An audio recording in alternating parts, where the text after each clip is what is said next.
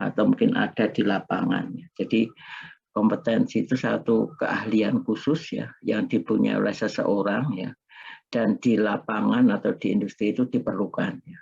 Dan di sana menjadi satu ya istilahnya itu satu ya jabatan atau satu tingkatan khusus ya. Misal saja di sana drafter ya. Drafter itu kan tugasnya di dalam proyek adalah mulai daripada menggambar kerja ya yang ada di lapangan itu kalau di kontraktor ya. Jadi di kontraktor itu melengkapi gambar kerja yang ada. Kalau di itu satu konsultan perencana itu menggambar rencana ya. Gambar rencana ya gambar. Tapi kalau itu di kontraktor itu gambar kerja yang nanti dipakai oleh mandor untuk bekerja ya. Itu berbeda. Sama-sama drafternya, tapi posisi yang ada di sana di mana dia diposisikan melihat dari ya dia ada di konsultan atau ada di kontraktor. Ya. Itu istilah drafter sudah dikenal sehingga kalau Anda melihat di dalam satu ya lowongan kerja ya itu selalu dicari ya drafter ya. Mungkin drafter dengan menggunakan ya program-program khusus dan sebagainya, yaitu selalu dimunculkan di sana. Jadi istilah drafter itu istilah yang sudah umum di industri ya, dan itu memang satu kompetensi khusus ya. Terus juga pelaksana ya. Pelaksana itu dalam satu kontraktor itu biasanya bertanggung jawab dalam satu pelaksanaan proyek ya. Bisa saja ada pelaksana pekerjaan batu dan beton, ya itu biasanya dikumpulkan batu dan beton. Ada yang langsung lengkap batu, beton, casting, ya, dan yang lainnya itu satu kompetensi. Tapi kalau kita melihat dari pilah-pilah keterampilannya itu sendiri-sendiri. Ya. Jadi pembantu pelaksana pekerjaan batu. Jadi pada semester 2 berakhir ya, Anda sudah boleh dikatakan di sana mampu dari sisi kompetensinya. Lalu pada semester 4 yaitu ada yang dikenal dengan surveyor atau juru ukur. Ya. Jadi Anda sudah dapat mata kuliah ya. Di sana ada ilmu ukur tanah 1, 2 dan juga pemetaan ya. Nah, itu diharapkan akhir daripada mata kuliah yang Anda dapatkan dan Anda pelajari itu Anda mampu sebagai surveyor. Jadi melakukan pengukuran mulai dari pembukaan lahan, pengukuran awal sampai ke pengukuran yang nanti dikaitkan dengan perhitungan BOG-nya ya. Itu di situ ya surveyornya. Juga ke pemetaan ya, itu arahnya juga ke sana. Lalu juga pelaksana pekerjaan kayu dan beton ya. Jadi pada saat semester 4 itu Anda sudah dapat ya dasar-dasar konstruksi beton ya. Lalu juga praktek beton yaitu mengarah ke pelaksana. Jadi pelaksana itu ya bertanggung jawab di pelaksanaan yang ada di pihak kontraktor ya. Dan khusus untuk pekerjaan-pekerjaan yang berkaitan dengan beton dan kayu itu sudah mampu. Jadi bisa mengawasi ya mandor dalam hal bekerja ya, atau tukang kayu atau tukang batu ya, atau tukang beton ya itu dalam menyelesaikan pekerjaan itu apakah bisa diterima atau tidak dari sisi mutu ya, dari sisi mutu. Lalu pada semester 5 itu ada laporan bahan bangunan dan jalan. Jadi laporan itu kerja di lab uji ya. Jadi di dalam proyek itu selalu juga ada lab lapangan ya. Jadi lab lapangan. Juga ada lab yang di kantor ada, di kantor ada, tapi yang di lapangan itu boleh dikatakan ya pemeriksaan atau istilahnya itu di sana pengujian praktis yang selalu dilakukan di lapangan. Misal saja ada ready mix atau beton ya datang ya mungkin dengan truknya ya dia datang lalu dilakukan ya benda uji ya dibuat benda uji di sana. Di samping dibuat benda uji juga dilakukan SLAM test ya. Apakah memenuhi atau tidak ya. Nah, itu berarti masuk di laboratorium bahan ya, bangunan dan jalan ya. Jadi untuk pengujian ya. Kalau di kontraktor cenderung mengarah ke quality control-nya. Jadi quality control. Jadi ya, GC-nya ya, jadi GC. Jadi quality control di pelaksanaan itu betul-betul harus ya bekerja keras ya. Karena apa? Karena di samping dia juga harus menjaga bahan dasar, juga harus menjaga proses ya, juga harus menjaga hasil ya, supaya memenuhi persyaratan spesifikasi ya. Jadi di samping ya bahan dasarnya ya itu harus memenuhi syarat ya, lalu juga prosesnya ya. Ya, prosesnya itu mulai dari langkah kerjanya yang betul ya, atau mungkin juga faktor-faktor pendukung di lokasi yang betul-betul bisa dijaga ya. Baru juga ke hasil akhirnya seperti apa. Itu quality control ya. Dan hasil dari quality control nanti akan diperiksa juga oleh pihak pengawas proyek ya. Jadi pengawas proyek, wakil dari pemilik itu juga ada quality controlnya ya. Jadi apakah pekerjaan bisa diterima atau tidak, memenuhi syarat atau tidak, itu di situ ya. Lalu juga dari mutu hasil akhir kontraktor itu juga peran quality control sangat penting. Nah, itu ada ya kompetensi tersendiri ya, dan itu juga ada asosiasinya. Jadi ada asosiasi quality control ya, juga ada di sana juga di dalam pekerjaan-pekerjaan lab itu ada lab-lab yang bersifat praktis di lapangan ya, dan juga ada lab-lab yang harus ada di gedung laboratorium pusatnya ya. Nah, itu di semester 5 ya. Semester 6 ya, itu ada yang namanya quantity surveyor. Jadi QS ya. Jadi QS. Jadi quantity surveyor itu pihak penaksir anggaran konstruksi atau penasihat pihak konstruksi yang ada di pihak pemilik ya. Jadi ada di pihak pemilik ya. Jadi dia dikatakan sebagai penasihat biaya konstruksi. Jadi kalau ada pemilik punya dana X ya, lalu keinginan Y ya, pihak QS harus mengarahkan bahwa hasil daripada perencanaan konsultan nanti mengarah ke X dan Y ya. Jadi mengarah ke sana. Jadi tidak boleh punya dana X lalu QS melakukan perhitungan menjadi 2X ya, itu tidak boleh. Yaitu tugas QS itu mengarahkan supaya dana yang tersedia itu cukup sesuai dengan keinginan pemilik, yaitu QS ya. Jadi tugasnya ya memang mengarah ke cara-cara kerja yang efisien ya, juga bahan-bahan baru yang muncul ya, lalu juga mutu bahan serta prosesnya seperti apa ya, sampai ke bahan itu cocok enggak dipakai di dalam proyek tadi.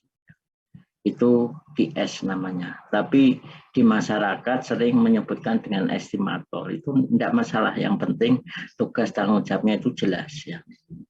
Lalu juga ada pelaksana pekerjaan bangunan sederhana. Jadi karena sudah mendapatkan segala macam praktek pipa, praktek batu, praktek kayu dan sebagainya, akhirnya dia bisa mengawasi pekerjaan secara kompleks ya, tapi sederhana. Jadi kompleks tapi sederhana. Kenapa sederhana? Karena memang untuk proyek-proyek yang sangat kompleks dan sudah tidak sederhana, yaitu membutuhkan satu pengalaman. Ya, jadi satu pengalaman. Sehingga dikatakan masih bangunan sederhana, tapi kompleks di sana. Dalam arti kompleks itu ada batunya, ada betonnya, ada pipanya, ada kayunya. Ya, itu yang dimaksud dengan kompleks. Pada semester 7 ya, itu ada kompetensi yang namanya estimator. Ya. Estimator itu penaksir anggaran konstruksi yang ada di pihak kontraktor. Nah, ini berbeda. Kalau yang QS tadi penasihat ya, yang ada di pihak pemilik ya, tugasnya adalah mengarahkan supaya dana yang dipunyai pemilik itu mencukupi untuk kebutuhan keinginannya atau tornya. Ya. Tapi kalau di estimator ini kompetisi ya, bersaing dengan kontraktor-kontraktor yang lain ya, sehingga indikator yang sebagai pemenang itu seperti apa ya. Kalau indikatornya itu paling murah, berarti estimator tugasnya adalah menekan harga semurah mungkin tanpa menyimpang spek ya, tapi tetap menguntungkan. Nah, ini yang tugas berat di sini estimator. Jadi menekan harga semurah mungkin ya, tidak menyimpang spek ya, tapi menguntungkan bagi kontraktor tadi. Itu tugas estimator. Jadi lebih berat ya. Dia menjadi bagian dari estimator. Jadi kalau rugi ya rugi betulan. Itu bedanya di situ. Tapi kalau di QS tadi ya, masalah nanti harganya itu cocok, cukup atau tidak, dia tetap dibayar berdasarkan prosentase. Ya. Jadi dia tetap dibayar. Ya. Tapi kalau estimator ya, kalau rugi ya rugi betulan. Ya. Kalau untung ya untung betulan. Ya, itu yang harus dicermati di situ ya. Lalu pada semester 8 ya, semester 8 tuh ya kalau kita lihat ya di sana ada set engineer pekerjaan sederhana. Jadi yang dimaksud dengan set engineer itu adalah seperti penanggung jawab lapangan yang penuh ya. Jadi menanggung lapangan yang penuh, tapi masih ada, kalau itu set engineer berarti ada set manajernya, di atasnya masih ada set manager. Jadi kalau itu set engineer, di atasnya masih ada set manager.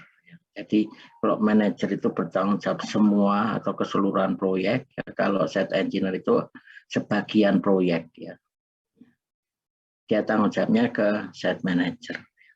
Lalu juga membantu set manager. Jadi kenapa membantu set manager? Karena untuk manajer itu butuh pengalaman. Walaupun materi yang Anda terima itu sudah materi setingkat dengan manajer. Ya. Jadi materi yang diberikan sudah setingkat dengan manajer.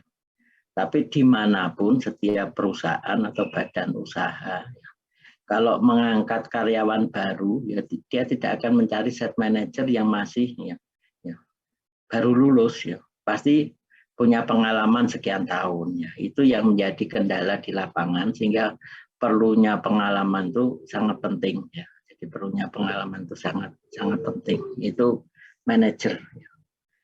Set manager ya. Jadi bertanggung jawab di lapangan untuk proyek secara utuh ya.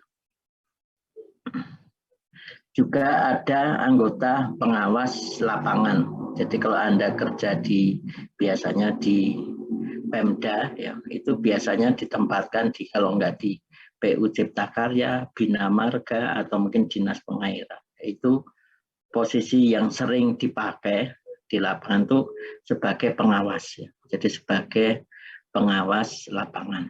Jadi pengawas lapangan dari pihak pemilik ya. Tugasnya mengawasi kegiatan kontraktor. Ya. Nah, itu kalau kita melihat dari ya sisi itu ya. Lalu kalau kita melihat dari posisi pekerjaan yang ada ya. Ya, pekerjaan yang ada di lapangan ya.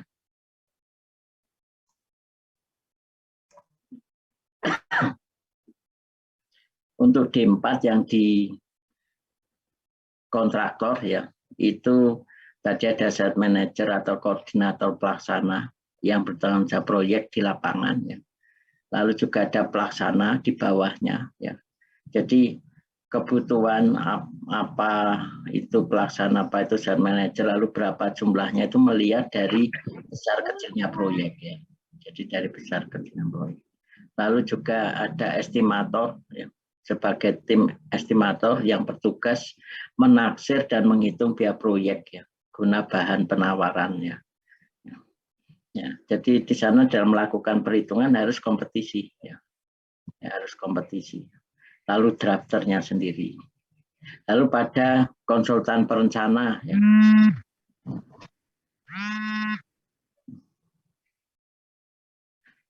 Pada konsultan perencana itu sebagai staf bidang struktur. Jadi Anda yang senang menghitung struktur ya, kalau kerja di konsultan perencana itu biasanya sebagai timnya ya bidang struktur, menghitung konstruksi ya, mulai dari genteng ya, dari atap sampai ke pondasi ya. Kalau pondasi biasanya ditangani oleh ahli pondasinya. Lalu arsitek di sana juga bisa, pengawas lapangan ya. Lalu quantity surveyor ya.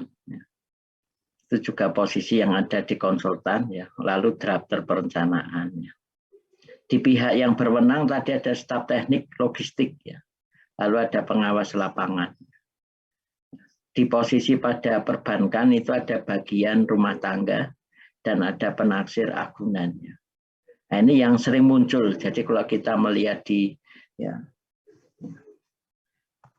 masyarakat atau di industri itu biasanya dicari drafter dari konsultan perencanaan, dicari staf teknis ya, di bagian mungkin bagian logistiknya ya, atau mungkin dicari estimator, ya, dicari pelaksana, dicari penaksir agunan ya. Nah, itu dari perbankan. Biasanya kalau di bank itu yang dicari yang cewek ya, yang putri ya.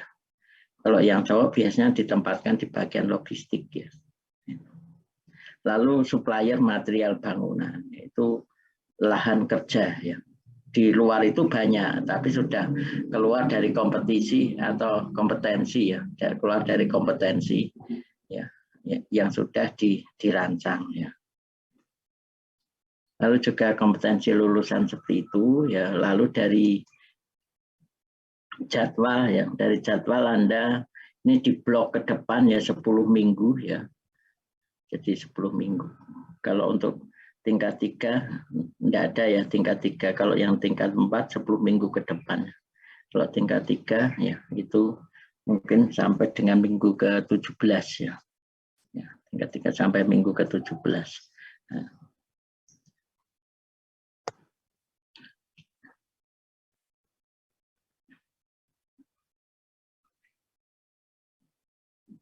Lalu materi ya. Materi yang ingin kita bahas tadi karena berkaitan dengan administrasi proyek ya.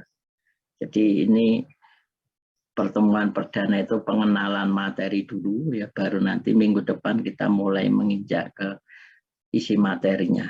Jadi di dalam pembahasan tentang ya lingkup materi yang akan kita bahas itu kita memposisikan pada saat ya kontraktor itu masih belum dapat pekerjaan. Jadi kontraktor itu masih belum dapat pekerjaan. Bisa itu kontraktor baru yang baru saja buka, bisa juga kontraktor lama yang ada di perawalan tahun. Ya.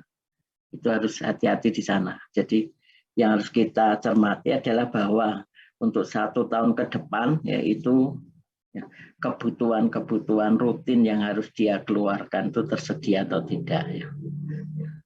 Di luar itu bentuk investasi. Jadi investasi itu modal awal yang diperlukan ya, yang nanti akan kembali dalam jangka waktu tertentu ya. Ini harus kita cermati ya.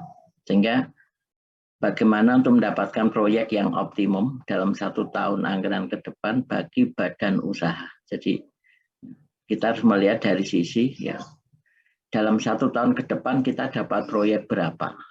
Jadi harus menaksir ya 1 tahun ke depannya itu dapat proyek berapa. Ya. Karena itu berdampak di ya biaya-biaya rutin ya, biaya rutin dari satu badan usaha itu adalah paling tidak minimal itu kebutuhan karyawan selama 1 tahun.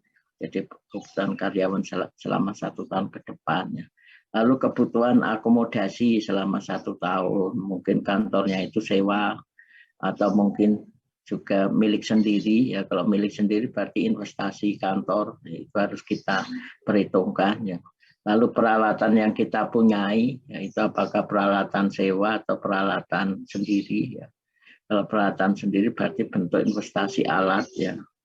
Bisa saja Anda beli molen seharga 5 juta ya. Bisa berumur 2 tahun ya, berarti 1 tahun ke depan harus bisa menghasilkan minimal 2,5 juta untuk mengembalikan modal alat tadi ya. Jadi minimal seperti itu ya. Lalu tenaga kerja berarti biaya menggaji karyawan selama 1 tahun ke depan. Semakin banyak orang yang terlibat di proyek semakin besar ya biaya rutin bulanannya. Jadi Anda bisa membayangkan kalau Anda melamar pekerjaan di satu badan usaha, ya, biasanya ditanya minta gaji berapa. tentunya sebagai pelaku dalam pelaksanaan, ya tentunya Anda inginnya juga digaji tinggi, ya bisa saja 20 juta per bulan. Anda harus bisa mempertimbangkan ya besar kecilnya daripada proyek atau besar kecilnya perusahaan itu seperti apa. Kemampuan dia dalam menggaji bagaimana. Jadi itu menjadi pertimbangan juga. Jadi itu yang perlu kita lihat. Karena di dalam menaksirkan biaya-biaya awal, yaitu betul-betul harus melihat daripada kebutuhan karyawannya. Lalu dalam penggunaan organisasi perusahaan itu juga harus dipertimbangkan dari efisiensi tenaga kerjanya, efisiensi karyawannya. Jadi kalau kita memakai satu karyawan tertentu, ya dia harus kondisinya itu betul-betul aktif, betul-betul padat selama 1 tahun. Jadi tidak boleh 3 bulan padat, lalu kosong 4 bulan, lalu 3 bulan lagi padat. Nah, pada saat kosong ini harus ada komitmennya, ada catatannya, ada istilahnya itu pertimbangan pembiayaannya. Apakah 4 bulan kosong ini digaji tetap ya, atau ditugaskan di proyek lain?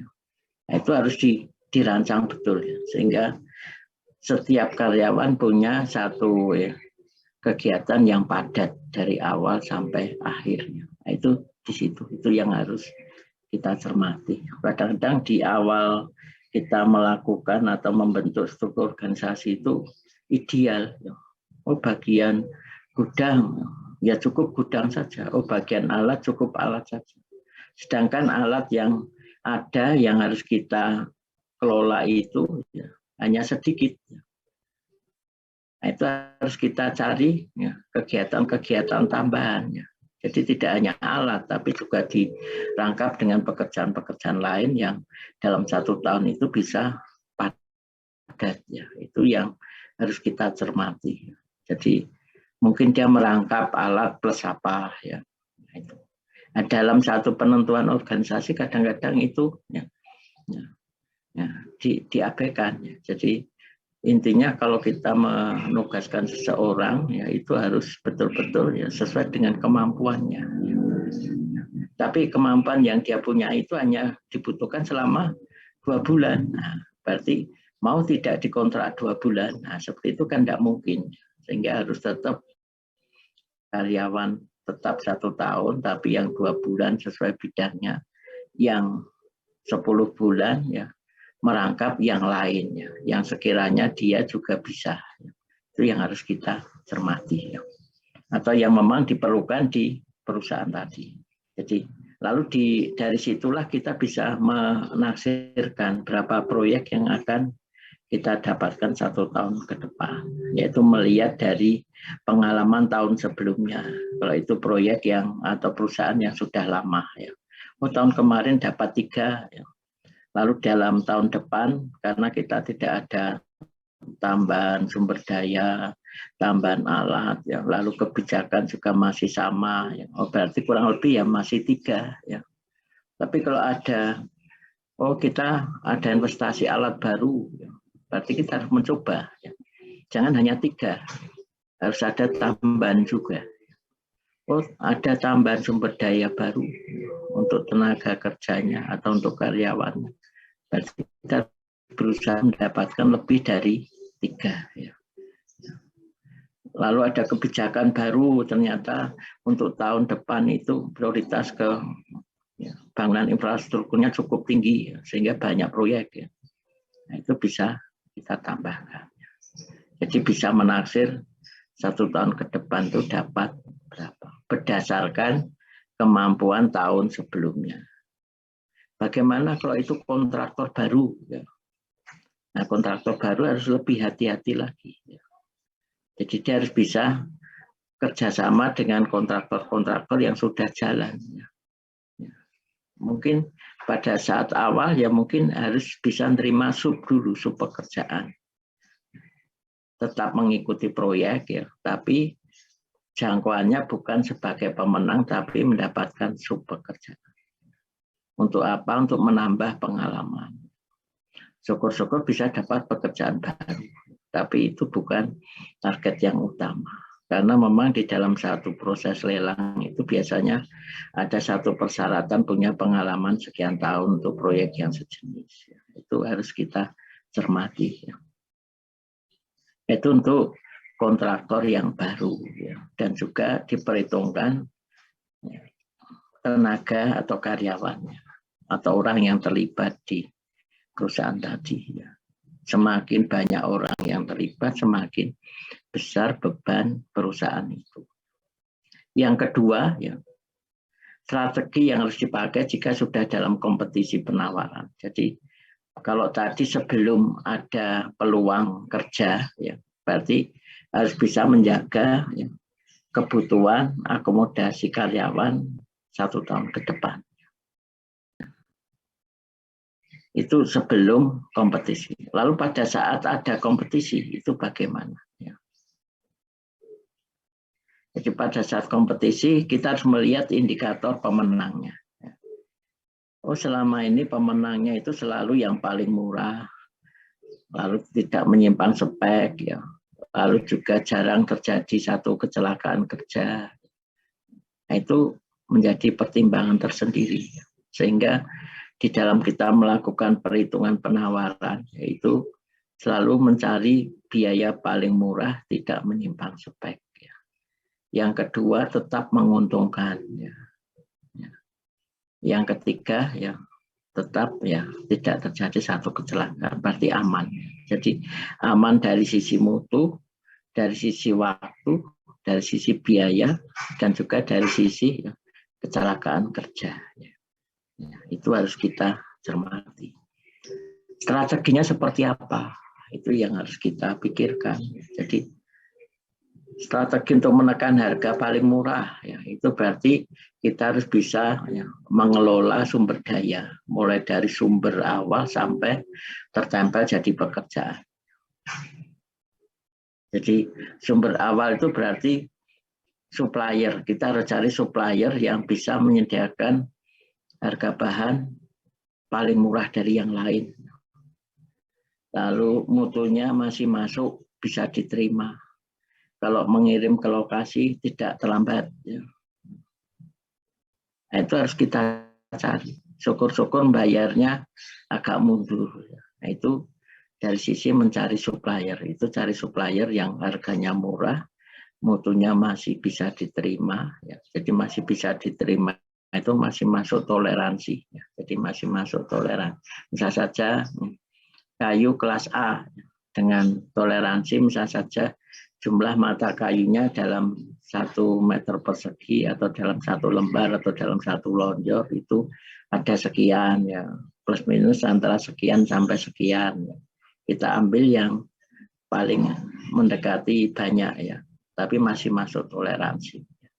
Itu berarti mutunya masih masuk toleransi. Lalu tidak terjadi keterlambatan. Jadi betul-betul harus kita cari supplier yang seperti itu. Jadi kalau ngirim bahan bisa tepat waktu, tidak terlambat. Sehingga kadang-kadang kita harus lebih detail lagi. Lokasi supplier harus dekat dengan lokasi proyek. Dia harus punya alat angkut. Kalau dia hanya mengandalkan sewa, biasanya terjadi kendala. Dia harus punya alat angkut sendiri. Lalu stoknya mencukupi. Jadi jangan sampai kita mencari supplier yang tidak punya stok, walaupun murah, tapi tidak punya stok, itu pasti berkendala. Itu banyak. Jadi pada saat kita memenangkan satu proyek, itu banyak supplier yang datang, ingin kerjasama materialnya. Itu harus Anda cek dulu, mana supplier yang betul-betul supplier dan mana supplier yang hanya mengandalkan kalau dia katakan cari sana cari sini, tidak punya stok, tidak punya gudang dan sebagainya. Itu harus dicari betul, walaupun dia paling murah, tapi tetap harus dicari. Karena namanya sumber daya itu mulai dari kita beli, lalu selama proyek kita butuhkan, lalu harus kita tempel. Itu yang harus kita. Itu strateginya. Jadi harus punya strategi. Itu pengelolaan sumber daya. Itu dari material ya, atau bahannya. Untuk apa? Untuk kebutuhan biaya langsungnya yang berwujud ke pekerjaan. Dari tenaga kerja, ya, kita pakai komposisi tenaga kerja yang ya, efisien. Ya. Jadi betul-betul antara tukang dan pekerja itu aktif. Ya. Jadi ya aktif semua. Ya. Jadi dia aktif. Ya. Lalu juga jumlahnya sesuai, ya sama-sama sibuknya. Ya. Jadi melihat dari pekerjaan yang dikerjakan. Ya. Jadi jangan sampai ya, tukangnya sibuk, tapi pekerjanya santai, atau pembantu tukangnya santai, atau sebaliknya tukangnya santai, pembantu tukangnya sibuk. Ya.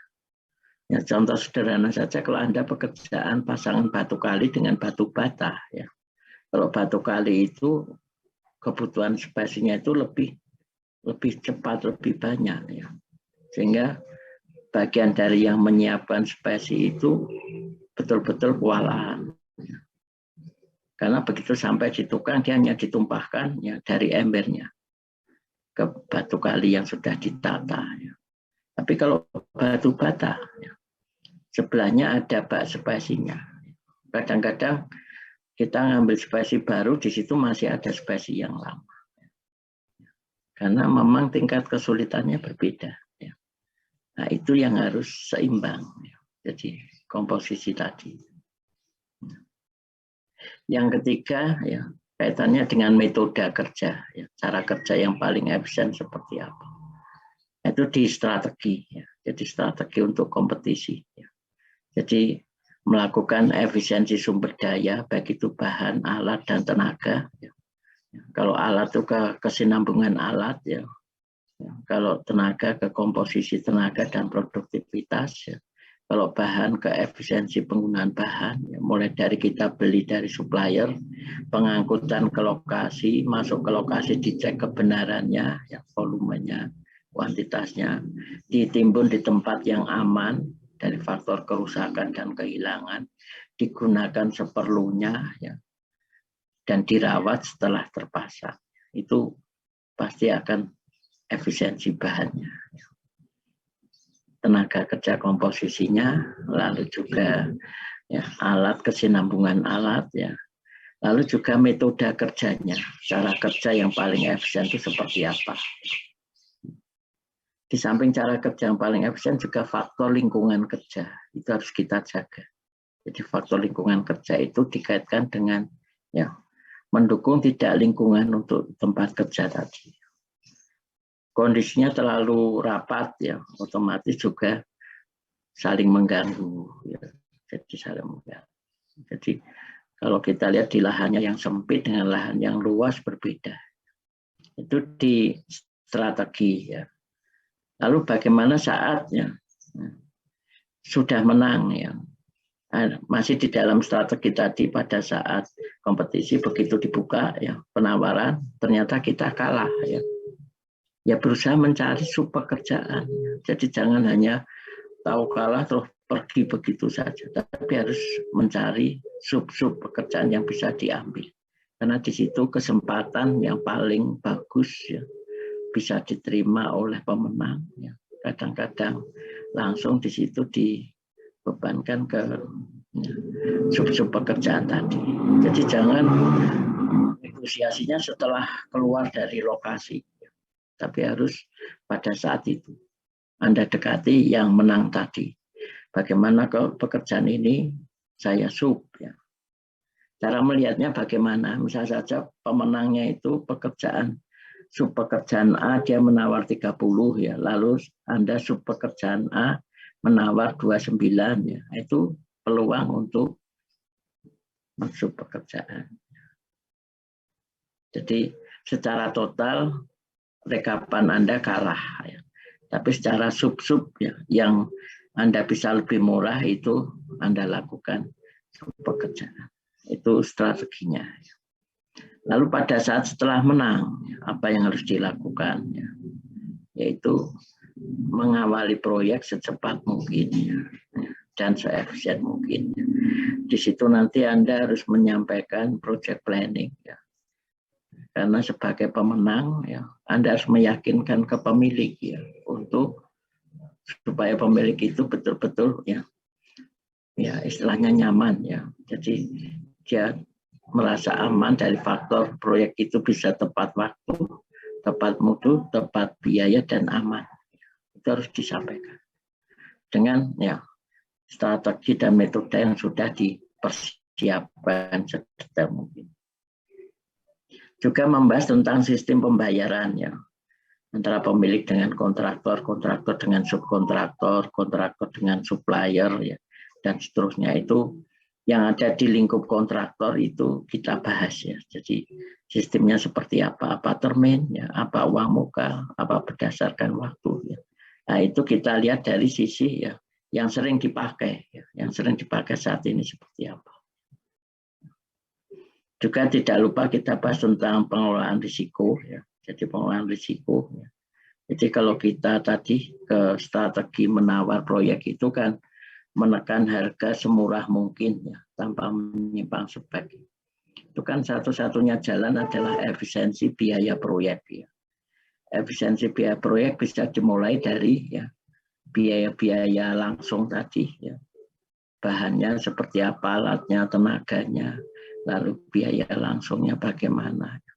Lalu risiko-risiko ya terjadi satu pembengkakan ada di mana itu kita kelola dengan baik ya, kita kelola dengan baik. Sehingga pengelolaan risiko itu dikaitkan dengan bagaimana cara merubah risiko menjadi keuntungan. Jadi setiap pekerjaan ada faktor-faktor risiko itu ada. Jadi kalau Anda lihat di komposisi yang ada di Permen PU ya nomor 28 ya. Itu di sana terbaca ya. 1 meter kubik beton ya, mutu K175 butuh 6,8 sak PC ya. Kalau kita lakukan di lab ya itu hanya butuh 6,5 sak. 6,5 sak. Yang 0,3 apa? Faktor risiko. Karena kemungkinan kita membuka saknya itu tidak hati-hati, banyak yang tumpah, lalu terbawa angin, ya. Lalu sisa di sak itu juga masih ada saat kita menumpahkan, yaitu sebesar 0,3 sak. Kalau satu saknya 50 kilo, berarti 0,3-nya berapa? 0,3 kali 50 ya. Nah itu cukup banyak ya. Kalau kita kelola dengan baik itu menjadi keuntungan. Ya. Jadi jangan sampai itu ya, termanfaatkan untuk misal saja tadi mutu beton K175 plus minus 5. Ya.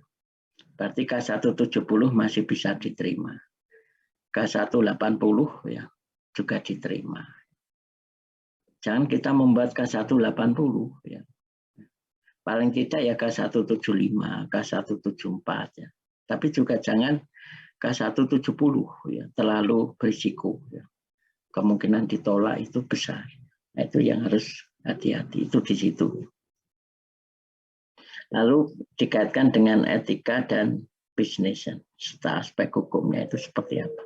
Bentuk-bentuk etika dalam satu proyek itu bagaimana.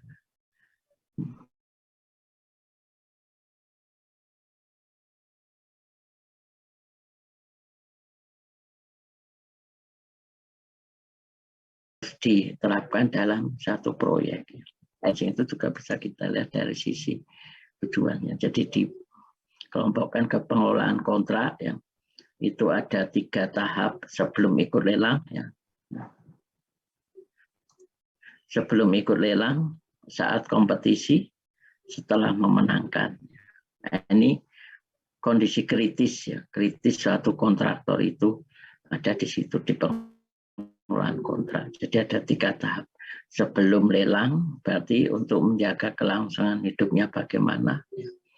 Pada saat kompetisi berarti untuk memenangkan harus bagaimana. Pada saat setelah menang itu untuk melangkah harus bagaimana. Ini 3 titik kritis di satu kontraktor untuk dikelola dengan baik. Lalu di pengelolaan sumber daya sendiri, ya, itu prosedur pengadaan material, ya, mulai dari kita memilih supplier sampai ke diangkut di lokasi, dicek pada saat masuk, memenuhi syarat tidak disimpan di lokasi, digunakan, lalu juga setelah tertempel dirawat. Itu material. Kelihatannya sederhana, tapi nanti Anda coba sendiri. Anda sudah kelola dengan baik pada saat membeli. Sudah paling murah, tidak terjadi keterlambatan pada saat dia didatangkan. Begitu masuk dicek sudah betul volumenya, tapi menaruhnya tidak hati-hati. Pasir 1 truk ditaruh, malamnya hujan, terbawa air, tinggal separuh. Batu bata Anda taruh di jalannya lalu lintas anak-anak sekolah. Ya dipakai karate, berhenti sebentar di karat, banyak yang pecah dan sebagainya. Ya, itu contoh-contoh bahwa pengelolaan sumber daya untuk bahan itu mulai dari awal sampai akhir harus dilakukan. Sehingga betul-betul yang namanya 1 meter persegi pasangan dinding itu butuh batu bata 70, ya 70 betulan. 70 itu terpasang semua. Yang pecah juga dihindari sekecil mungkin. Nah itu seperti itu. Jangan 70 sampai di lokasi hanya 69. Yang pecah 5, ya, yang terpasang sekian, ya. Ya, itu berarti ya, pengelolaan bahan tadi belum maksimal. Jadi itu yang harus. Lalu kegiatan-kegiatan administrasi, ya, administrasi lapangan itu yang mendukung konstruksi, ya. Itu nanti masuk di biaya overhead lapangan. Jadi biaya administrasi itu tidak tertulis secara langsung. Jadi biasanya ya masuk di overhead lapangan. Contoh sederhana saja, bisa saja gaji karyawan lapangan dimasukkan di mana. Kalau di setiap pekerjaan ada galian tanah, ada pekerjaan pasang, itu yang masuk di situ adalah tukang, mandor, tapi tidak ada karyawannya. Setiap pekerjaan itu biaya langsung ke pekerjaan. Nah, itu masuk di overhead lapangan. Jadi berapa orang yang ada di lapangan, digaji berapa per bulan, proyek selesai sekian bulan, terjadi keterlambatan 1 bulan, ya, itu total sekian. Nah, itu masuk di overhead lapangan. Itu baru dari gaji karyawannya, belum ke akomodasinya. Perlu kantor di lapangan, perlu penerangan di lapangan, perlu air bersih di lapangan, perlu transport, ya. Lalu ada bahan bakar, transportasinya, perlu MCK. Itu semua membutuhkan biaya. Nah, itu total biaya-biaya lapangan itu harus kita kendalikan, kita lakukan efisiensi. Kalau Anda lihat di Permen PU itu dibatasi, ya. Maksimal untuk fee, ya fee itu keuntungan plus overhead itu 15%, itu maksimal. Kalau Anda ambil 15%, Anda pasti kalah, ya. Ya. Karena kontraktor lain ada yang ngambil 14, ya. Ada yang ngambil 13, ya. Kalau Anda hitung murni, ya, kebutuhan overhead, ya, lebih besar dari itu. Misal saja Anda ambil keuntungannya 10%, berarti tinggal 5% untuk overhead. Cukup enggak 5%? Anda coba, Anda hitung. Jadi coba dihitung. Kebutuhan untuk gaji berapa, kebutuhan untuk ya, gudang berapa, untuk kantor berapa, untuk penerangan berapa, untuk transportasi berapa, kebutuhan akomodasi orang yang tinggal di lokasi itu berapa. Selama proyek, ya, jadi selama proyek, jadi tidak mungkin hanya 1-2 hari, jadi selama proyek, mulai proyek awal SPK diberikan, kita mulai mobilisasi alat, ya, sampai ke penyerahan kedua, ya. Kalau penyerahan pertama itu biasanya masih ada orang yang ada di lokasi, itu butuh berapa, nah, itu di situ, ya. Lalu instalasi proyek, ya, itu kegiatan sebelum tadi seperti tata letak, setnya, metode kerjanya. Kalau instalasi itu nanti akan juga dibahas di project planning, ya. Jadi lebih detail lagi di sana. Lalu pembayaran kontraktor tadi, ya. Pembayaran ke supplier, pembayaran ke karyawan, pembayaran ke mandor, lalu pengajuan dana kerja mingguan itu masuk di situ. Etika bisnis sama manajemen konstruksi. Nah, itu kalau kita lihat di situ ya cukup banyak ya yang harus kita cermati ya. Sehingga apakah nanti hasil perhitungan proyek kita itu betul-betul kompetisi? Ya, semuanya itu bisa tercakup di situ ya. Instalasinya itu tata letaknya cukup efisien ya. Jadi menaruh bahan atau menaruh gudang itu tidak boleh pindah-pindah ya. Belum habis di lokasi A geser lagi, lokasi B geser lagi. Itu tidak boleh. Tidak boleh saling mengganggu dan sebagainya. Itu kalau kita lihat dari sisi ya, kompetisi. Itu gambaran materi. Jadi gambaran materi seperti itu ya. Lalu tingkat kepentingannya nanti untuk proyek sejauh mana itu nanti bisa kita lihat dari sisi tadi kompetensi tadi. Jadi kompetensi yang ingin kita dapatkan, kalau Anda mengarah ke pembantu project manager, ya, berarti semua kegiatan di situ Anda harus mampu mengendalikan.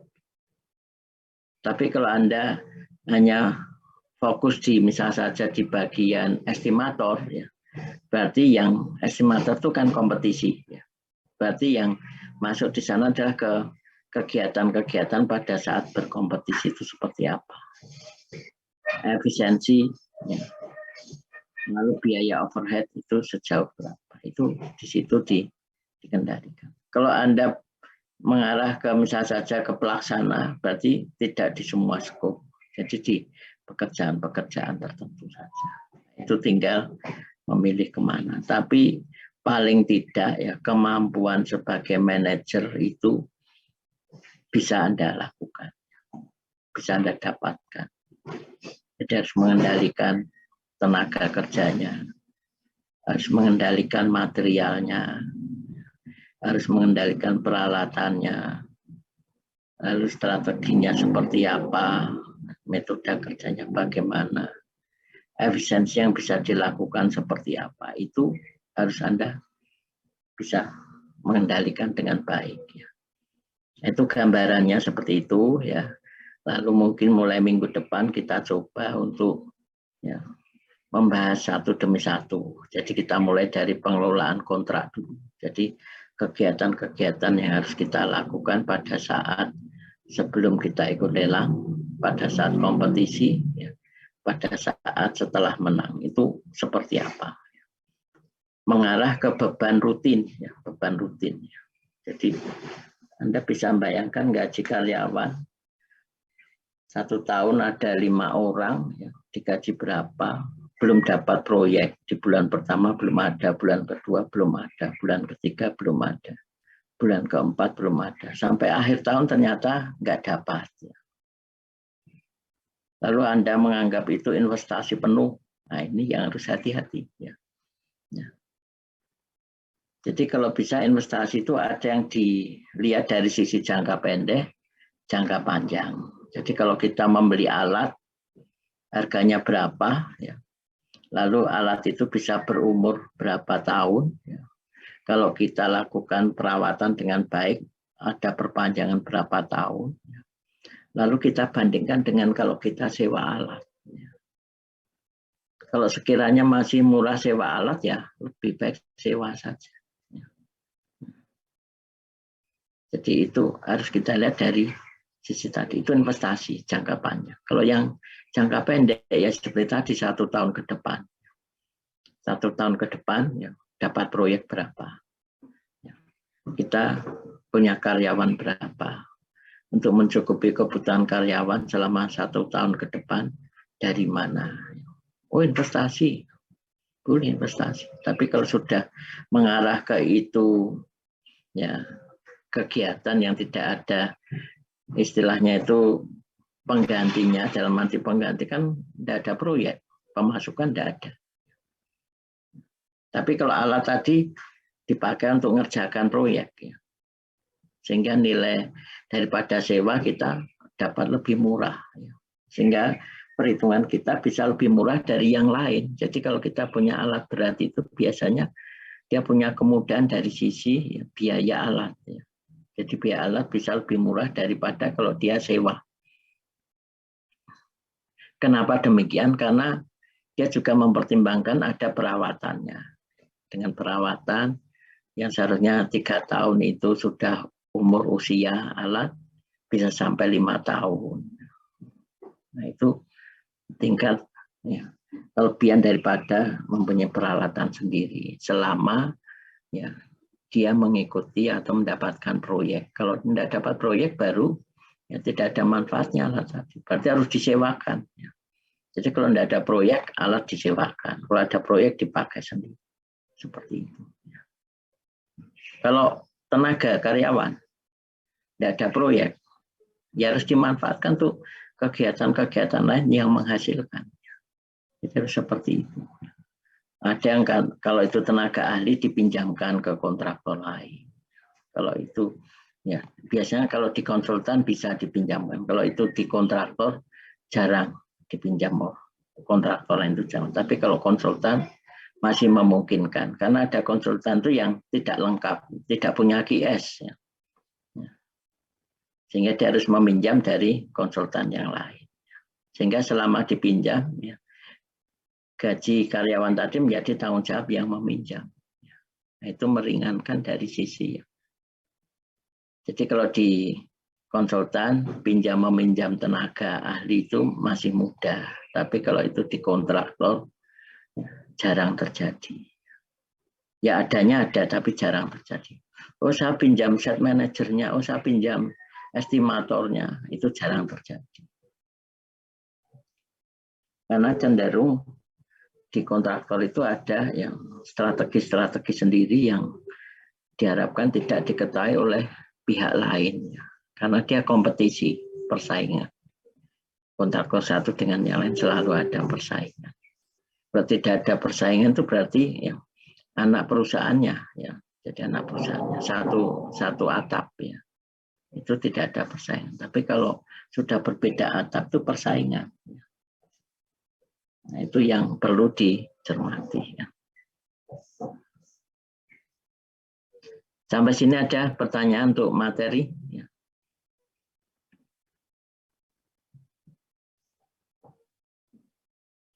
Silakan kalau ada.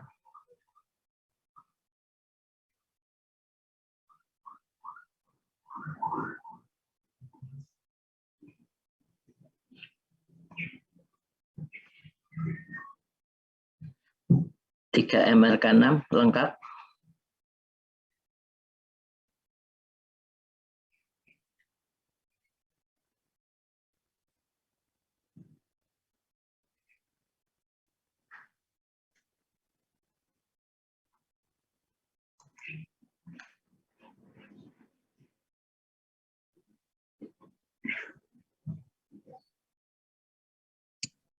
Lengkap, Pak. Lengkap, Pak. Tapi ada satu anak barusan izin keluar, Pak. Karena mau ke rumah sakit, periksa katanya. Apa sakit apa? Nggak tahu, katanya dari semalam itu batuk sama ada keluar sedikit darah, Pak. Atas nama Sylvia. Sylvia, kelas 3 MRK6. Sylvia. Ya dimonitor aja ya ketua kelas ya. Jadi Ya, Pak. untuk teman-temannya yang sekiranya itu sakit atau tidak aktif dimonitor ya, diajak untuk bergabung ya supaya ada kekompakan ya, di antara jadi satu kelas itu harus kompak ya untuk mengarah ke ya kebaikan yang lebih baik lagi.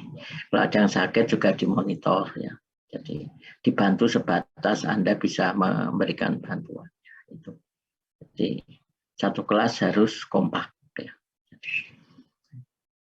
3 MRK 7 lengkap.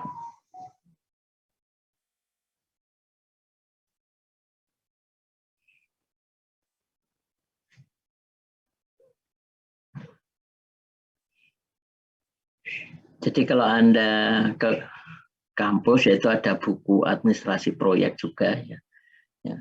Di percetakan ya Anda bisa saja. Tapi di juga sudah banyak ya, online sudah banyak ya. Yang penting Anda bisa memahami ya tingkat kepentingan administrasi dalam satu proyek itu sejauh mana. Ya, jadi pada prinsipnya adalah di satu sisi dia harus bisa mendukung pelaksanaan konstruksinya. Jadi bisa menekan biaya langsungnya. Itu kalau bisa mengarah ke sana. Di sisi yang lain, dia juga harus bisa menekan biaya overhead-nya. Jadi contoh sederhana seperti ini. Kalau Anda melakukan tata letak set yang bagus ya, artinya bagus itu efisiensi kerja muncul ya. Jadi kalau ada penempatan bahan yang ditempatkan di tempat yang aman, mudah dimonitor ya, lalu jarak angkutnya dekat ya, tidak mengganggu pada saat ada bahan datang, pekerjaan tetap jalan ya. Pada saat bongkar muat juga demikian ya. Tidak melibatkan tenaga langsung yang sedang kerja ya. Itu berarti bagus posisinya ya. Itu pasti berdampak di produktivitas ya. Pekerjaan A kalau itu bagus tidak diganggu dan sebagainya dia bisa maksimal. Pekerjaan B juga demikian. Lalu kondisi bahan sendiri utuh, tidak ada yang rusak, tidak ada yang hilang dan sebagainya. Itu berarti penataan yang bagus ya. Dengan penataan yang bagus tadi akhirnya berdampak di biaya langsung ya. Jadi kebutuhan bahan di pekerjaan tertentu itu ya tidak terjadi pembengkakan. Ya. Berarti berdampak di biaya langsung. Nah, kalau berdampak di biaya langsung itu membantu sekali dari sisi efisiensi biaya langsungnya. Di sisi yang lain, biaya tidak langsungnya itu overhead-nya. Ya. Jadi overhead-nya itu bisa dikendalikan dengan baiknya, bisa ditekan. Ya. Oh ini ada begesting bisa dipakai 3 kali ya. Perhitungan pada pemakaian pertama yang mungkin masih utuh, kedua dan ketiga sudah kondisi 75%, ya, lalu 50%. Ya. Sehingga bahannya itu lebih sedikit tapi opahnya tetap ya, opahnya tetap. Nah, itu yang harus dijaga. Nah, itu dampaknya.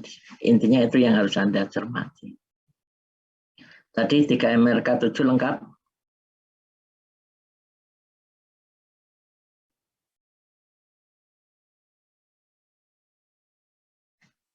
Iya Bapak, lengkap.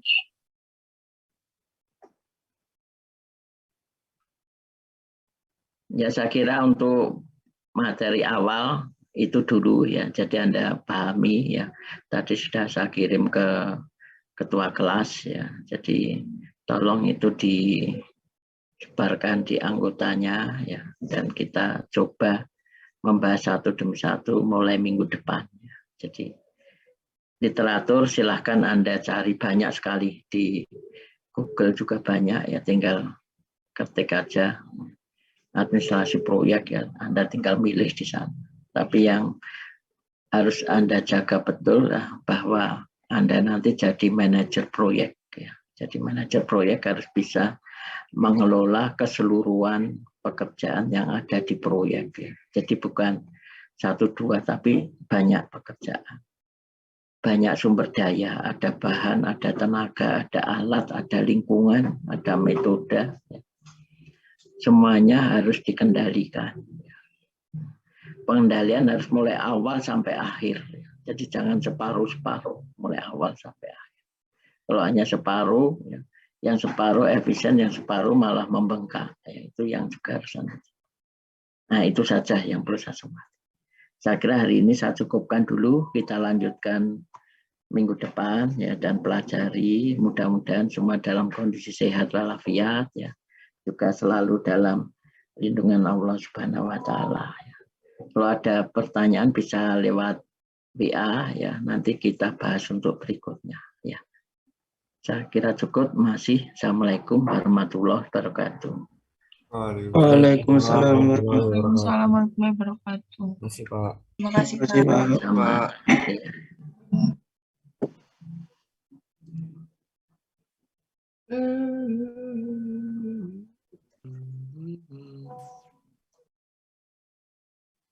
Hmm.